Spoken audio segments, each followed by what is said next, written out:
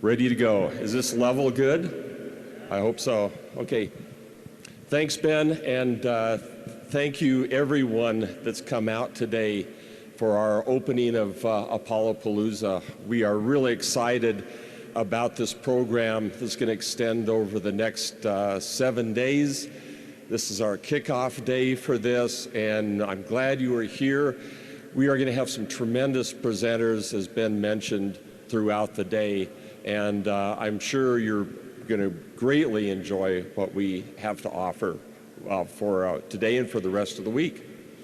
I'm going to start out with talking about Apollo 11. This is, in a sense, a continuation of a series that we had began in September. We went through the Apollo missions after the reconstitution of the Apollo program after the 204 fire. There was a period of intense endeavor where they put together, had to redesign the Apollo CM and get the program back on track, and it was done in a remarkably short time. So we're going to look today at the culmination of this, which was Apollo 11. And I've got the clicker up here, and let's see if this works. I guess this is our... Okay, there we go. It's working. That's terrific. For centuries, people had looked up at the moon and wondered about it, and the moon generated a lot of excitement over centuries and centuries, and it also generated a lot of interest among people that lived in this area. There was a group down in New Mexico, the Chacoan culture that lived in the northwestern area of New Mexico, Chaco Canyon, the area down near Shiprock, Farmington, in that area. They had devised an entire system of astronomical observations and built entire communities and buildings and kivas and ceremonial complexes which really reflected the movements of the sun and the moon. They were precise in their observations, and they really described the entire lunar cycle and the solar cycle in a physical way by building their structures so that they aligned with the movements of the sun and the moon. We are going to have a presentation later on during the week that goes into this in depth. But from that culture, about 1,000 years ago, we went from looking up and gazing at the moon and wondering what it was all about to this day, to July 16th. July 16th, 1969, we're approaching 50 years. And this is the day that 3 astronauts set off to complete that journey to actually travel to the moon. A tremendous amount of work was involved in this. Some of the estimates are determined that there may have been 400,000 people involved in the entire Apollo program. It depends on who is included and what contractors are included in that. But I would think 400,000 is a safe figure to say a massive undertaking. And the coordination required for all of this was unbelievable. And especially at the end of January in 1967, after the 204 fire, when things had to be revisited and redesigned. That the program put together by General Phillips was amazing in that the type of engineering that they did to get everything off the ground. And we see that on the 20th, the LEM landed on the moon. This is Buzz Aldrin stepping off the LEM. Neil Armstrong is already there to take the picture. This was an event that was witnessed by probably the largest television audience ever. It was seen around the world, a milestone event, and that's what we're going to explore over the next week. You're going to be able to see some speakers and listen to some people who are part of this event, the engineers who took part in designing the equipment and doing the calculations that were required for this truly magnificent effort. And we're going to go beyond that, and I'll get to it in just a minute. That first mission on 11 was really to determine whether this could be done or not. Can we actually do this? The Apollo 10 mission had circled the moon, and the crew actually took the lunar lander down to within about 50,000 feet of the surface, but they didn't land. That was a trial run. But on July 20th, this was for real. They were going to make the landing. It was maybe not by the manual. Things were a little bit different. There were some unexpected events that took place in the last 5 minutes getting down to the lunar surface, some things that you're going to be able to hear about from of our speakers who were actually there at Mission Control that watched these events take place. But they made the successful landing. They didn't spend a lot of time on the moon on this first go-around. This first trip was pretty much the proof of concept to see that it could be done and that it was done. They did, as you can see in this picture, they did leave instruments on the moon, and later missions were to expand on this. They had contingency plans just to take a sample as soon as Neil Armstrong got onto the surface, get one sample just in case there was some critical malfunction and they had to take off and rendezvous again with the CM and weren't able to complete their mission on the moon. But they did bring back some lunar material and left some important instruments that were very valuable over the years, some of them still functioning today that return data to us, that have expanded tremendously all our knowledge of the moon and its composition and really how it came to be. It's a return of the LEM back up to rendezvous with the CM after the lunar takeoff. Here are the headlines.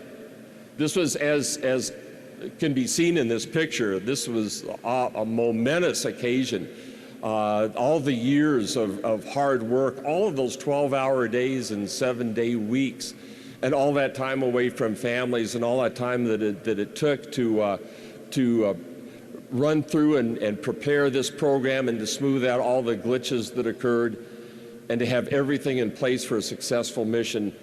It all worked amazingly well. And it was a real celebration at that time, not only in this country, but around the world. It was an event that really made an impression worldwide.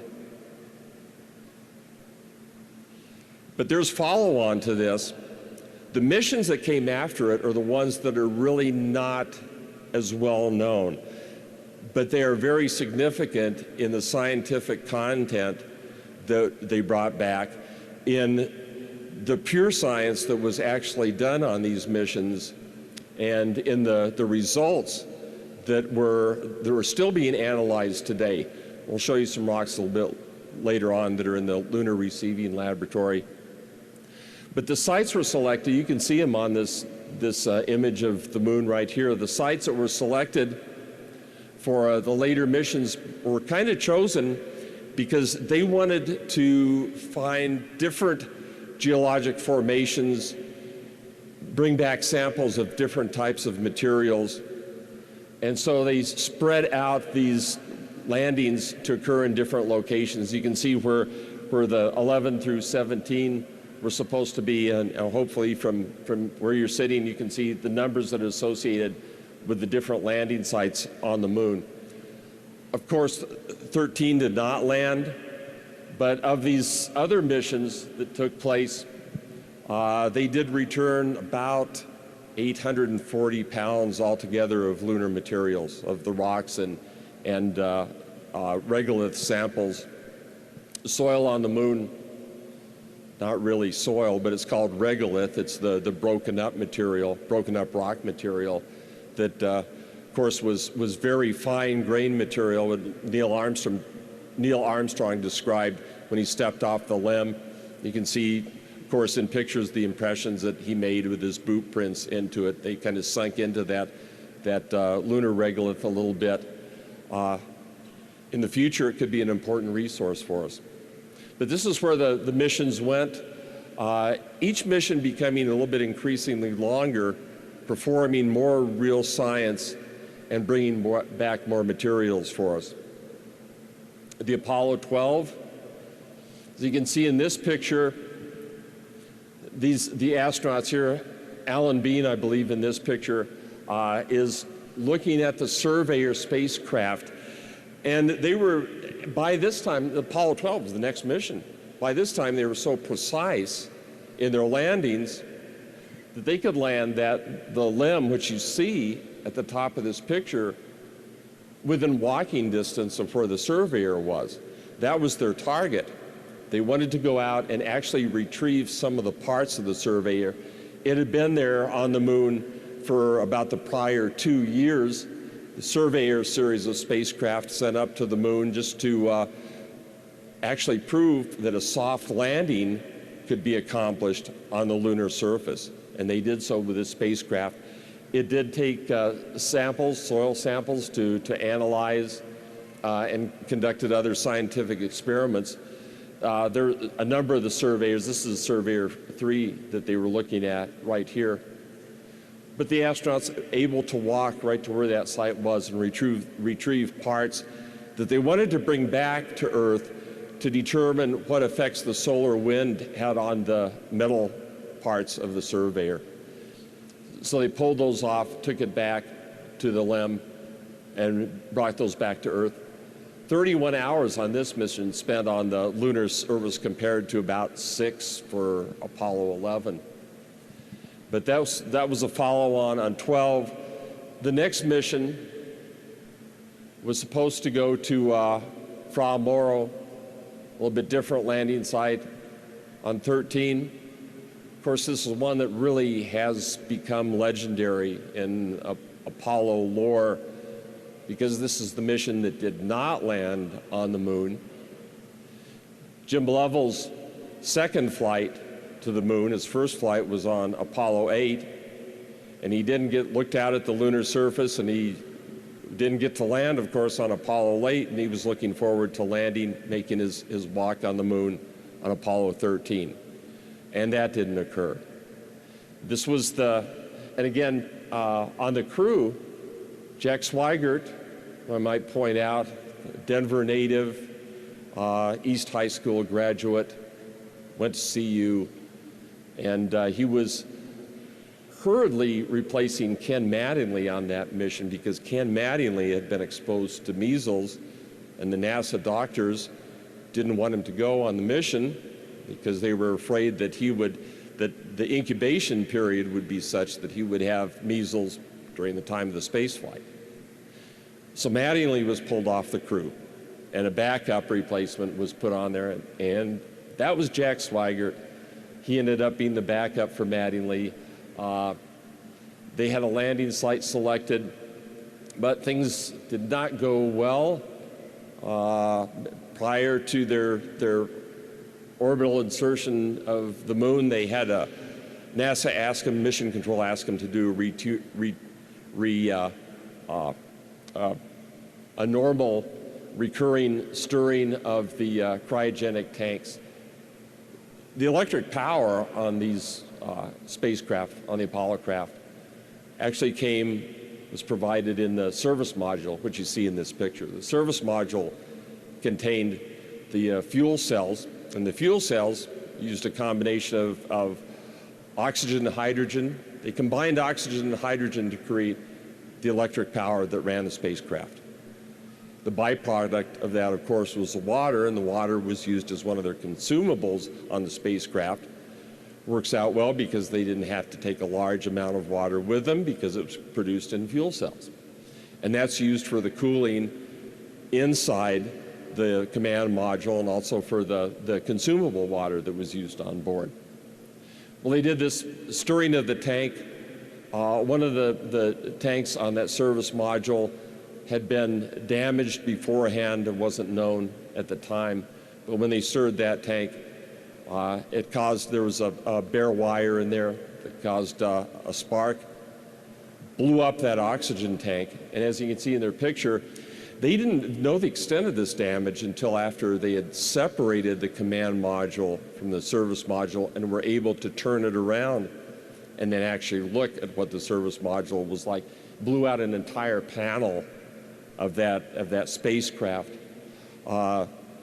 Destroyed the fuel cells. One was destroyed completely. The oxygen tanks, two of them were leaking quickly, and the electrical power was diminishing because one fuel cell had been knocked out completely, and the others were probably not long to live because they weren't getting the oxygen that feeds those fuel cells. In order to save this mission, some critical decisions were made within the first minutes, the first hours that ended up saving this mission. The fuel cells normally provided plenty of electrical power for these missions. They had electrical power in surplus, actually. But once they lost the fuel cells, they had to start shutting down systems on board the spacecraft. The limitations were such that they had a very few amps that they could expend with the fuel cells, and eventually they determined that they had to shut down the systems within the command module and move the crew into the lunar module, which was attached to it at that time, operate their power, their systems, their life support systems from the lunar module, which ran on batteries.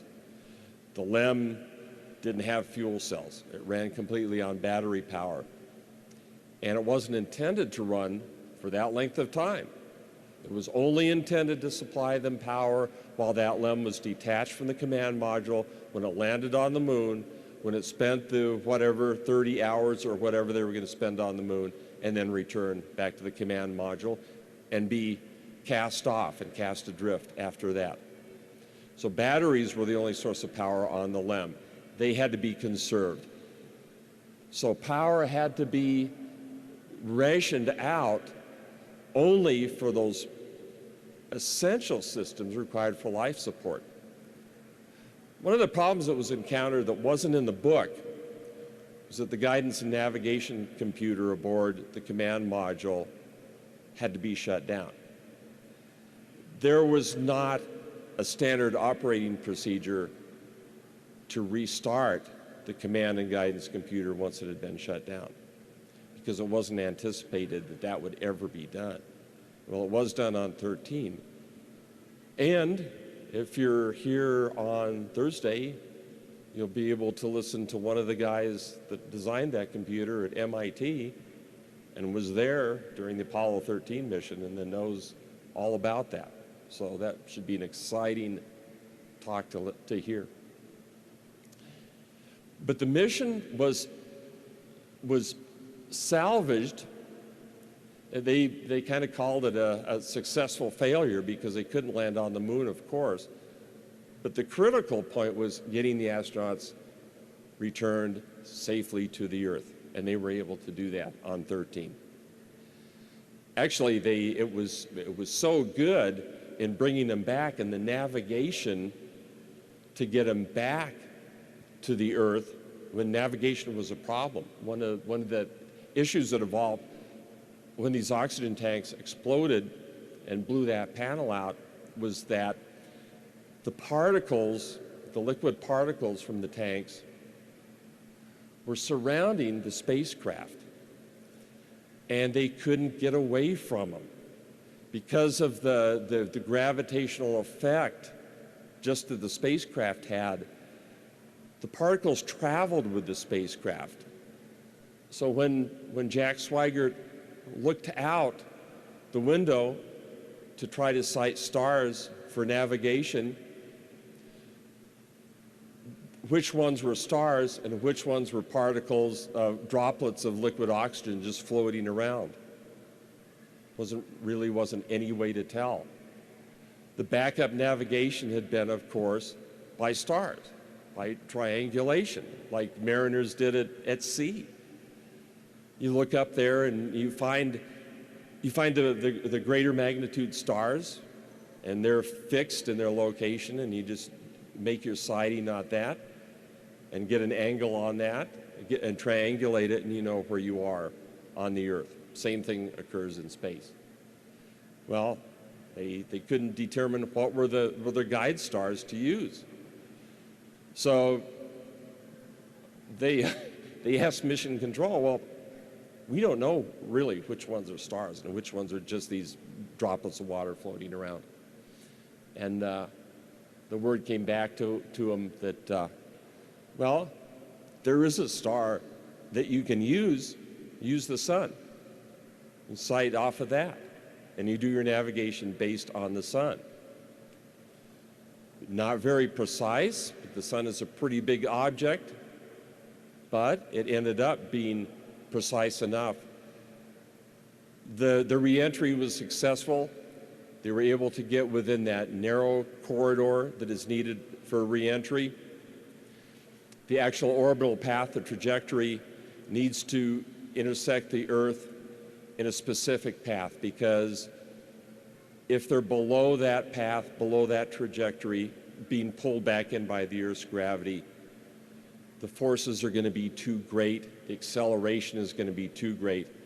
It'll probably kill the astronauts. And if the trajectory was above that corridor and the entry was too shallow, they would hit the atmosphere and skip several times before they actually were able to initiate a re-entry. They couldn't do a skip re-entry because when they separated the command module from the support module, the amount of oxygen was limited to what was in that command module at the time. So they only had enough to make a re-entry. They couldn't do multiple skips around there. They would use up the oxygen that was available in the capsule. It wouldn't have worked. They had to make a precise trajectory, had to get a precise trajectory right into that corridor, that entry corridor, to get them back to Earth quickly enough and back into the ocean quickly enough so that they wouldn't expend the oxygen that was available. And they did that and landed. Again, the landing was so good. On the recovery ship, the Iwo Jima, the aircraft carrier, they actually saw the parachutes of Apollo 13 when it came back to Earth. It was actually that good. Really an amazing thing. And of course, you're going to be hearing about that on Tuesday as well. You have the people that were there. That should be a tremendous day for us. There's the Apollo 13 entry. Successful deployment of the parachutes and the landing in the Pacific. April 17th, 1970. The other follow-on missions, just to give the background on these other missions, 14 was another mission, spent 33 hours on the lunar surface. And this graphic here shows you the path that was taken on Apollo 14. And something was discovered on this one. They wanted to, there's a little crater down here towards the corner that they wanted to climb up to the top of the rim of this crater and look in it with Al Shepard hiking from the limb. You can see at the top of the picture is a cone crater. That's where they wanted to hike up to. The red dot down here towards the bottom, that's where the lunar module was. It was quite a hike. And they had, with their self-contained equipment that had contained the water and oxygen to use on the moon, they had a limited time that they could spend hiking around. And they discovered that even though it may look, in the films you see, it may look easy because they're just kind of bouncing around from spot to spot on the moon, and at 1/6 gravity, looks like it'd be pretty easy and effortless to bounce around on, but it really wasn't. It turned out that it was quite an effort to do this, to walk or hike around on the moon. And that was resolved in 15. Apollo 15, you can see this vehicle here. The lunar rover was deployed on 15. That little electric-powered vehicle was a great innovation, because then the astronauts could drive to where they wanted to explore. They didn't have to get out and hike to it. So it really provided a greater range to them. Of course, the range was determined by the amount of oxygen they had. The maximum range of the lunar rover was how far they could walk back to the LEM. If the lunar rover broke down, would they have enough oxygen to make the hike back? So that kind of limited the range of the lunar rover. But it was very helpful in exploration. At 15, you can see they doubled the time that they were able to spend on the surface of the moon and gathered a tremendous amount of material. 15 is a pretty significant mission because of the types of material that was returned. The rocks were some of the oldest rocks ever discovered on the moon, on the lunar surface, and they brought back a lot of them, a big catch of lunar material. This rover was actually stowed inside the descent module on the LEM. It doesn't look like there'd be even room for it, but the whole vehicle was folded up, and then it was pulled out. On the moon, in the 1/6 gravity, that vehicle actually wasn't all that heavy. The astronauts were able to pull it out and put it together, unfold it, and have it operational. So that was an important innovation. And Apollo 15 is, again, we're going to be highlighting that mission as well later on in the week. The rock and dust samples. These are samples that are currently being examined, and I mean currently in the last few months. There were still rock and soil samples that have come back from these lunar missions that really hadn't been examined. These are some that are in the Lunar Receiving Lab. It's in Houston, and they're still looking at this material even today. So it's an important scientific accomplishment was bringing back this material. 16. Apollo 16 was one where it went to a different landing site. You can see here a part of the lunar rover is there, and the lunar module, the lander, is in the background there. They've got the big antenna, high-gain antenna you can see to the left on that. It provided better communications because that provided them with direct communications back to Earth. Another important mission, scientifically, placed a lot of instruments on the lunar surface.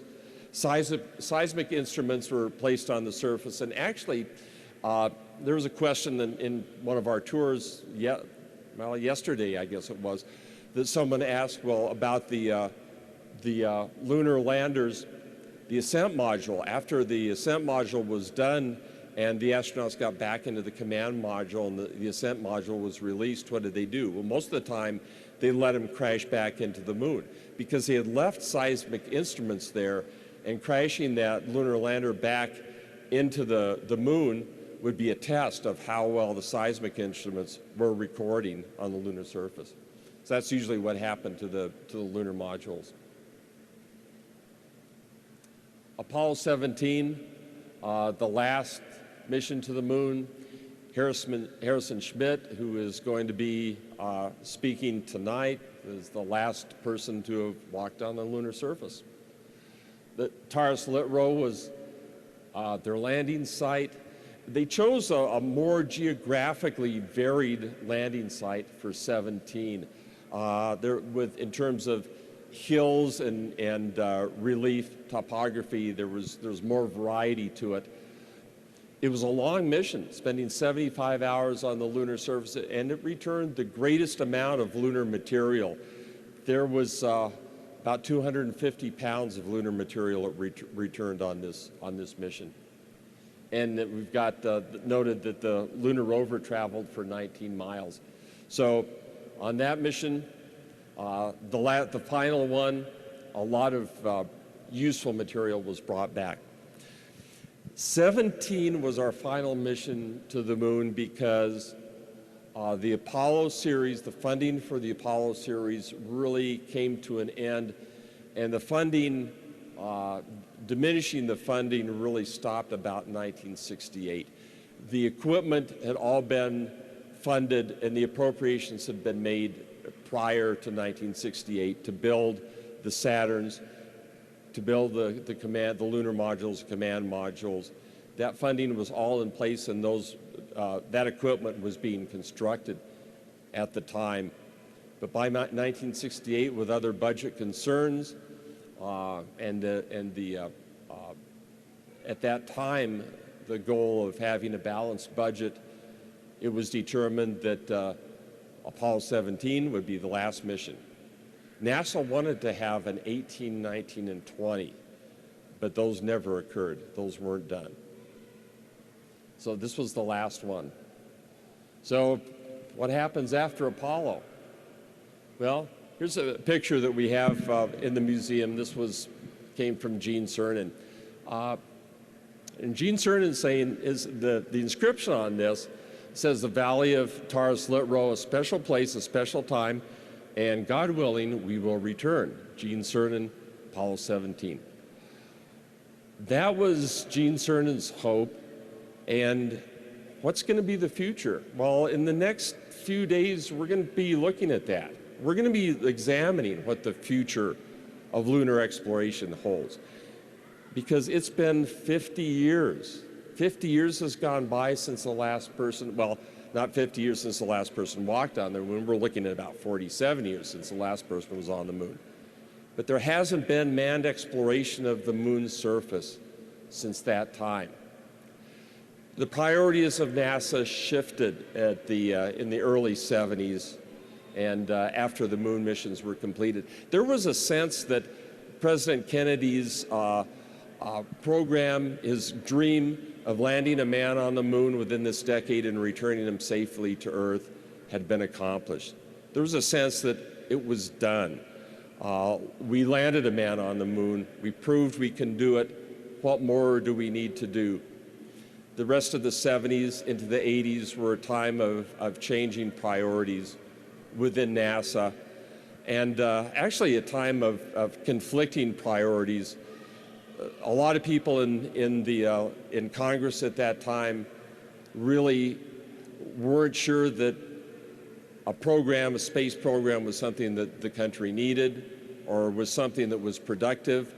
There were needs that had to be met here on Earth, and funds should be devoted to those. So NASA's budget shrank dramatically after 1968. But exploration didn't stop. There were things that continued after '68. The Skylab series. There were Saturn rockets, and there were command modules that were still left over from the program. Again, the last 3 missions weren't done, weren't operated, but there was equipment left. And this equipment was used for Skylab. There were 3 of them. There was one Skylab that was launched, and the Skylab was launched aboard a Saturn V. It was actually converted from a 3rd stage of a Saturn V. You can see it in this picture. It was an orbital laboratory. And this was, again, an important mission to NASA, because if you look at the time spent in space, the durations of these missions, our lunar landing missions were generally in the order of 10 days, 10 to 14 days. Our longest Gemini mission had spent 14 days in space. It still needed to be determined how long people could operate in a weightless environment and still function effectively, and how their physical well-being would be affected by long duration space flight. And the Skylab did this, as long as even going to Skylab 3, which was spent, Skylab 4, which spent almost 3 months in space. So the long duration space flight was tested in this program. So scientific knowledge was advanced. even beyond the Apollo program. Another program that's, and this is kind of the concluding event, this is kind of the bookend of the space program. And really, this is kind of the bookend of the space race. The space race initiated in 1961 when the United States and the Soviet Union were in great competition to achieve these dramatic missions and these dramatic achievements in space. And by the end of Apollo, the last actual Apollo flight where they used an Apollo command module, it turns out to be a joint mission between the Soviet Union using the Soyuz capsule, which you see here in this picture, and the Apollo command and service module. They actually docked these two craft and had actually exchanged astronauts between spacecraft. So this was kind of the conclusion, really the conclusion of the space race and the beginning of international cooperation in space. And there's a lot of international cooperation conducted today. It's only grown through the years. Vance Brand was one of those astronauts on Soyuz, and we're going to have an opportunity to speak with Vance Brand later in the week, actually on Tuesday. So I hope you see that in your program. But this marks the symbolic end of the space race. So what comes next? Well, for lunar exploration, is it going to be the visions of Chesley Bonestell that inspired engineers in the mid-1950s, his great illustrations that appeared in Collier's magazines that inspired the kids to become engineers, become astronauts? Bonestell perceived these colonies landing on the moon with multiple astronauts setting up habitations. Well, that really didn't take place. But other things were going on in space. It wasn't really a drought during this time because there were important things taking place. The Space Transportation System was our next big space vehicle. And this is something that had been a dream. Actually, this was a dream of von Braun because he had conceived of a spacecraft that would take off vertically, fly into space, come back and land horizontally like an aircraft on a runway. And that's what the Space Transportation System did. And I won't go into that a lot because our next speaker that's going to be here this afternoon knows all about that. So, and he'll be telling you a lot about the space shuttle. But it was an important program. You can see on the left, this was a pretty significant achievement in space. This was a repair of the Hubble Space Telescope. When it was determined that the mirrors had been warped in the telescope, they sent up a mission to actually capture the Hubble scope and bring it back and accomplish repairs on it. So that was an important milestone in the STS program. Throughout all of these years, the last 5 decades, application satellites have been used to great effect. The one that you see here on the left this is kind of a important picture as well, because this is, again, a satellite that was captured. That's Dale Gardner. Dale Gardner was a guy that worked out at Lockheed Martin after leaving the NASA astronaut program. He's recovering a satellite to bring back, to load into the payload bay of the shuttle to be repaired. So the shuttle was a very useful tool during the time it was used. Application satellites do a lot. It's communications. It's a lot more than just satellite TV. A lot of communications is conducted through these satellites in orbit. There's a whole constellation of GPS satellites that have been put into orbit. And actually right now they're working on putting up the next constellation of GPS satellites. Applications apply to study of the Earth. They apply to this picture that we have here also on the right side is a picture from a Landsat satellite. Landsat to get imagery back of the Earth, and it has multiple uses on Earth for agriculture, for forestry, for geology, for looking for earthquake faults. There's a lot of things that can be observed from space that are done through these type of imagery satellites. They're done they're multi-spectral type of satellites. What you see here on this picture is a visible light image, but they return imagery from infrared and from radar spectrum as well. So application satellites do a lot. They perform a lot of different things, studying the oceans, studying the weather and the climate. Planetary probes, we've done some amazing things in terms of launching planetary probes. The one you see here is, in this picture, it's the Voyager. It's probably one of the most famous planetary probes because this was the first man-made object to leave our solar system and actually travel in interstellar space. So a very significant project was the Voyager. Another significant project, and the image of Saturn is one of the images that came back from Voyager, although that's not a close one. They got a lot of images of Saturn and Jupiter that were very close-up shots and provided us with a much greater knowledge, much greater detail about what's happening on the gas planets, the ones farther out from Mars. Mars is an important area of interest and has been through all of these decades. We started out with the Viking lander, an enormously successful project. It's another Lockheed Martin product. It was Lockheed Martin and JPL. Landed on Mars and returned data for years beyond its useful lifetime. It's a very successful program. Today we're in the stage of sending these rovers to Mars where they can go out and travel around and bring us back and travel to different types of geologic formations and investigate, look for different types of resources on Mars. Our knowledge of Mars has increased dramatically in the last few decades because of these landers. Astronomy. This is the Hubble Telescope, and again, this was a very important project for NASA.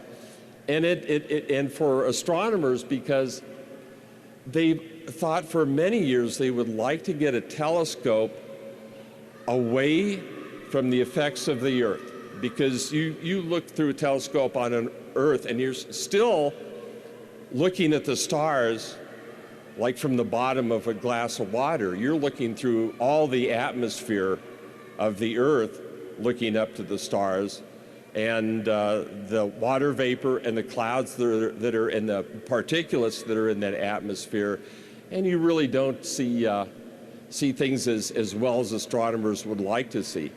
But putting a telescope in space, you get away from all of that, and the viewing from the Hubble has been amazing. They've seen all the way to the far reaches of the universe. Pictures like this that are returned, the Crab Nebula, that are just amazing, and it continues to do so. And also right now they're developing the next generation of space telescopes as well. So those will be up in orbit here probably within the next year. The future of lunar exploration.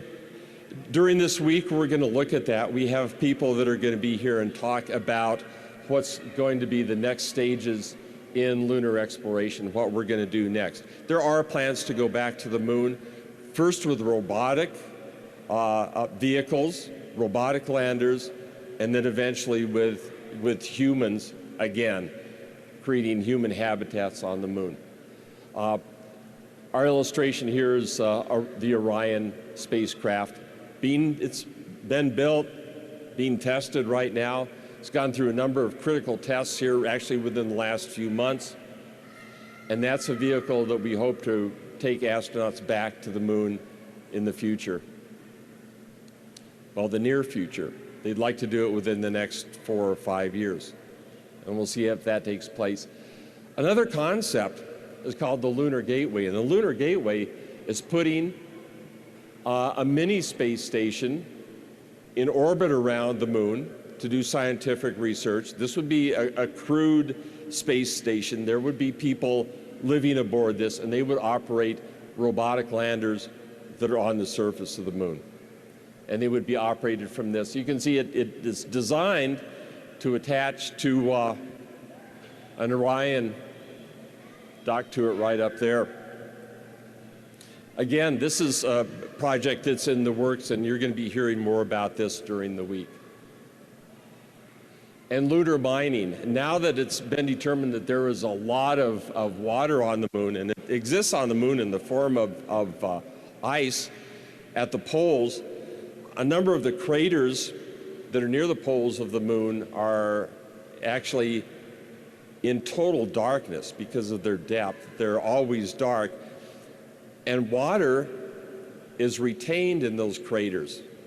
Out on the surface, the lighted portion of the moon, of course, with no atmosphere, becomes extremely hot, and any water is going to be drawn out of that, the regolith on the moon. It's going to be pulled out. But there is water that stays there in the form of ice in these big craters, and an operation that's currently underway and plans to put a processing establishment on the moon to extract that water from the ice, and then that water in turn can be, through the process of electrolysis, it can be divided into its constituent parts of hydrogen and oxygen. And of course, hydrogen and oxygen is very useful because you can recombine it. You can recombine it in fuel cells like they used on Apollo to generate electricity and consumable water.